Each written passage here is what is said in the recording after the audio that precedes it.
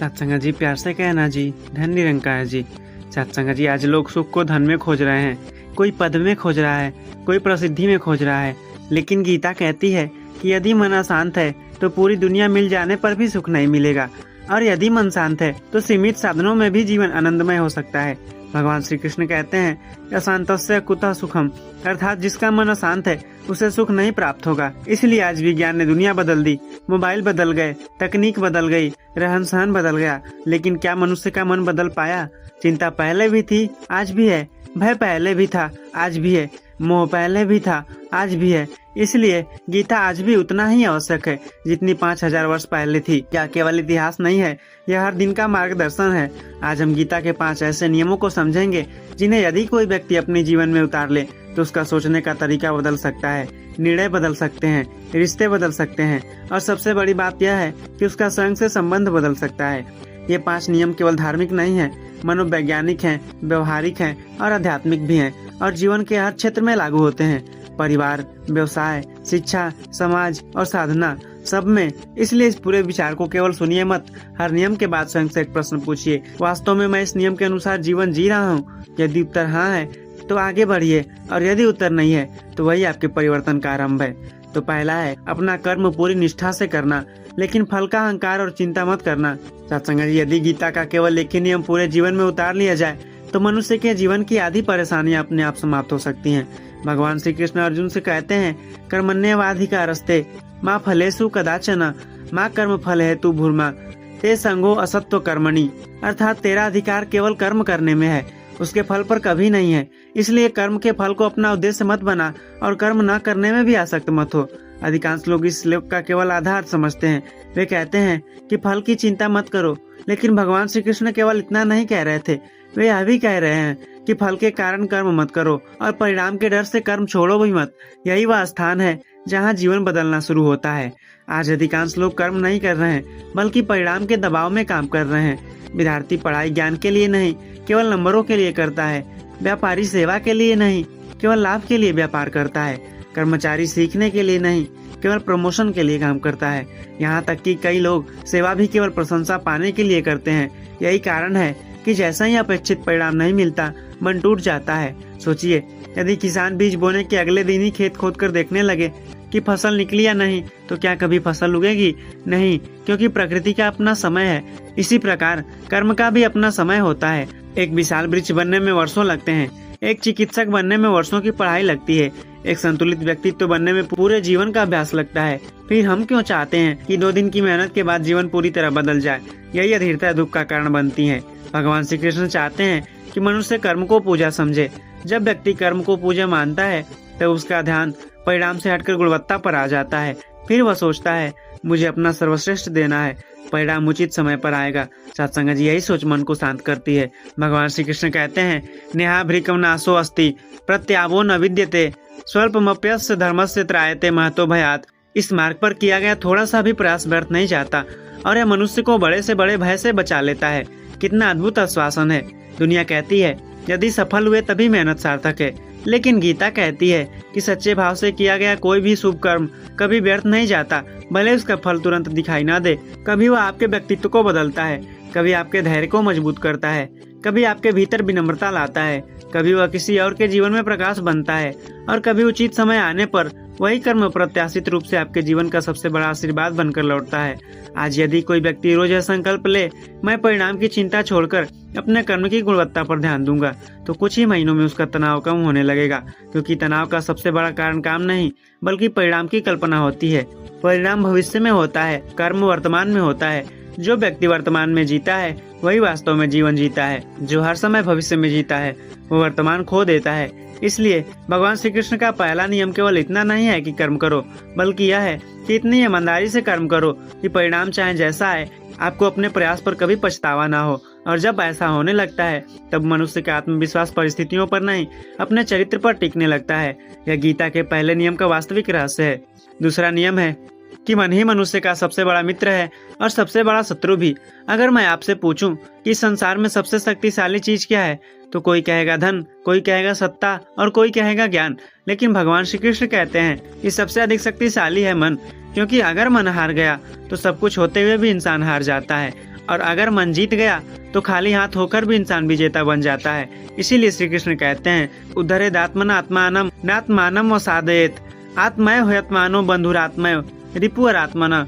अर्थात जिसने अपने मन को जीत लिया, मन उसका सबसे बड़ा मित्र बन जाता है, और जो मन से हार गया उसी का मन सबसे बड़ा शत्रु बन जाता है। दुनिया आपको उतना दुख नहीं देती जितना आपका अपना मन देता है। ध्यान से देखिए, कोई व्यक्ति आपको 5 मिनट के लिए अपमानित करता है, लेकिन आपका मन उसी घटना को 5 दिन, 5 महीने, कभी कभी 5 साल तक दोहराता रहता है। आखिर दुख कौन दे रहा है, वह व्यक्ति या आपका मन? महापुरुष कहते हैं, घटना एक बार होती है लेकिन मन उसे 1000 बार जीता है। यही मन की सबसे बड़ी आदत है। आज का मन सबसे ज्यादा कहाँ भटकता है? पहले मन परिवार में उलझा रहता है, आज मोबाइल में। सुबह उठते ही परमात्मा को याद करने से पहले मोबाइल हाथ में आ जाता है। रात को सोने से पहले आत्मचिंतन करने के बजाय स्क्रीन देखते देखते नींद आ जाती है। फिर हम कहते हैं कि मन शांत नहीं रहता।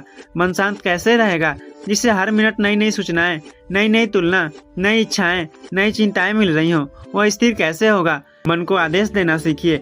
आज अधिकांश लोग मन की सुनते हैं। महापुरुष कहते हैं, मन की मत सुनो, मन को सुनाओ। जब मन कहे आज सिमरन नहीं करना, तब कहो यही समय है। जब मन कहे उससे बात मत करो, तब कहो मैं प्रेम से बात करूंगा। जब मन कहे बदला लो, तब कहो मैं क्षमा करूंगा। यहीं से मन आपका सेवक बनना शुरू करता है। सत्संग जी, एक व्यक्ति महापुरुष के पास आया। उसने कहा, मेरा मन बहुत अशांत रहता है। महापुरुष ने पूछा, दिन भर क्या सोचते हो? उसने कहा, लोग मेरे बारे में क्या सोचते होंगे? महापुरुष ने कहा, तुम्हारा मन परमात्मा में कम, लोगों की राय में ज्यादा रहता है। यही अशांति का कारण है। जिस दिन मन परमात्मा में टिकना सीख जाएगा, दुनिया की राय महत्व खो देगी। सत्संग जी, श्री कृष्ण के अनुसार यहाँ मन को बदलने के 3 उपाय हैं। पहला है सत्संग, क्योंकि जैसा संग वैसा रंग। दूसरा है सिमरन, क्योंकि जहाँ परमात्मा की याद है वहाँ मन धीरे धीरे स्थिर होता है। तीसरा है सत्कर्म, क्योंकि खाली मन सबसे अधिक भटकता है। अपने आप से पूछिए, आज पूरे दिन मेरे मन में सबसे अधिक कौन सा विचार आया? चिंता, ईर्ष्या, भय या परमात्मा? जिस विषय पर मन सबसे अधिक जाता है वही आपका वास्तविक केंद्र है। सत्संग जी, महापुरुष कहते हैं, मन को हराना मत, मन को परमात्मा से मिलाना सीखो। क्योंकि जिस दिन मन को सही दिशा मिल जाती है, उसी दिन जीवन सही दिशा में चल पड़ता है। तो याद रखिए, दुनिया जीतने से पहले अपने मन को जीतिए, क्योंकि जिसने मन को जीत लिया उसके लिए बाकी सब जीतें आसान हो जाती हैं। तीसरा नियम है, परिवर्तन को स्वीकार करना सीखो, क्योंकि परिवर्तन ही संसार का नियम है।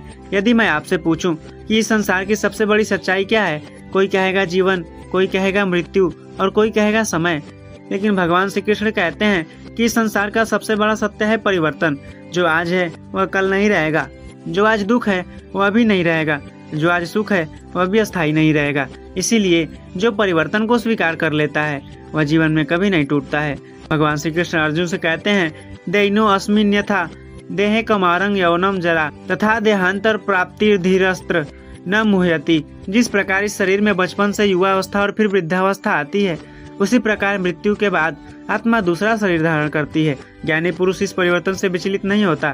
श्री कृष्ण ने सबसे पहले परिवर्तन का उदाहरण हमारे अपने शरीर से दिया, क्योंकि जिस परिवर्तन को हम हर दिन देख रहे हैं उसी को स्वीकार करना सबसे कठिन लगता है।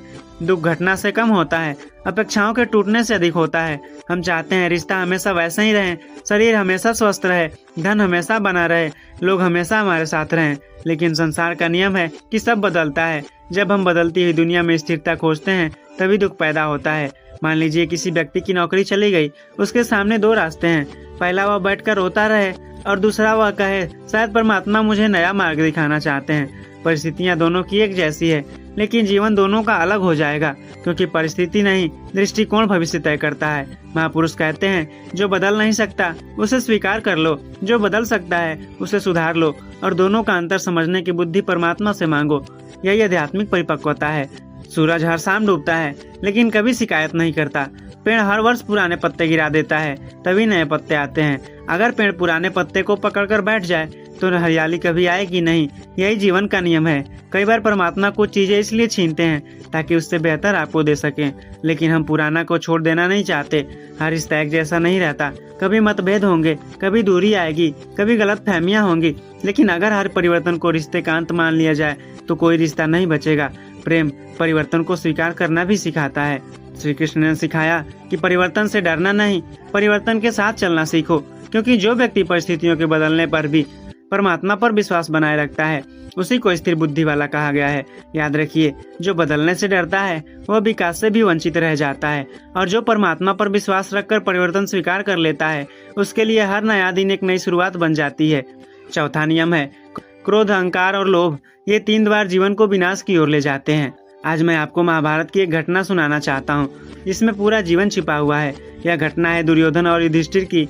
दोनों एक ही परिवार में पैदा हुए, दोनों को एक जैसे गुरु मिले, दोनों ने एक जैसी शिक्षा प्राप्त की, दोनों ने वेद भी पढ़े, धर्म भी सुना, शस्त्र भी सीखे। फिर ऐसा क्यों हुआ कि एक को आज भी धर्मराज कहा जाता है और दूसरे का नाम अहंकार का प्रतीक बन गया? अंतर केवल एक था, युधिष्ठिर ज्ञान को सुनते ही नहीं थे, उसे अपने जीवन में उतारते भी थे, और दुर्योधन संग स्वीकार करता था। जानामि धर्मं न च में प्रवृत्ति, जानाम्य धर्मम न चे में निवृत्ति। अर्थात मैं धर्म को जानता हूँ लेकिन उसे करने की इच्छा नहीं होती। मैं अधर्म को भी जानता हूँ लेकिन उसे छोड़ने का मन नहीं करता।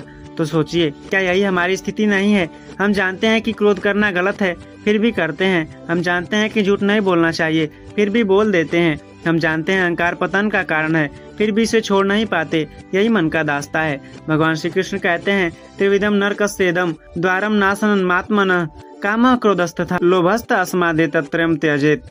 मनुष्य के पतन के 3 मुख्य द्वार हैं, काम, क्रोध और लोभ। इसलिए इन तीनों का त्याग करिए। ध्यान दीजिए, भगवान ने यहाँ गरीबी को पतन का कारण नहीं कहा, कम पढ़ाई को नहीं कहा, कमजोर शरीर को नहीं कहा। उन्होंने कहा, अगर क्रोध, लोभ और अहंकार पर विजय नहीं पाई तो जीवन का सबसे बड़ा युद्ध हार जाओगे।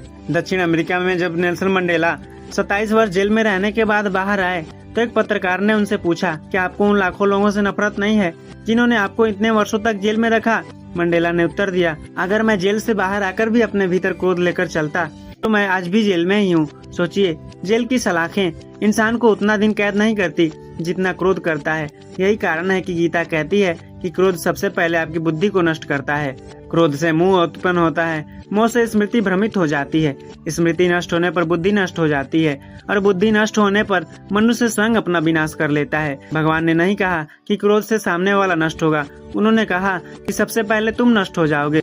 5वां नियम है पूर्ण समर्पण और परमात्मा पर अटूट विश्वास। यदि कोई मुझसे पूछे कि गीता का सबसे बड़ा संदेश क्या है तो मैं बिना सोचे कहूँगा, विश्वास। क्योंकि जहाँ विश्वास समाप्त होता है वहाँ भय शुरू हो जाता है, जहाँ विश्वास समाप्त हो जाता है वहाँ चिंता शुरू होती है, और जहाँ विश्वास समाप्त होता है वहीं से इंसान अपने आप को अकेला समझने लगता है। लेकिन जिसे परमात्मा पर विश्वास हो वह कभी अकेला नहीं होता। सोचिए, अर्जुन के सामने भीष्म पितामह खड़े थे, द्रोणाचार्य खड़े थे, कर्ण जैसा महायोद्धा था, लाखों सैनिक थे।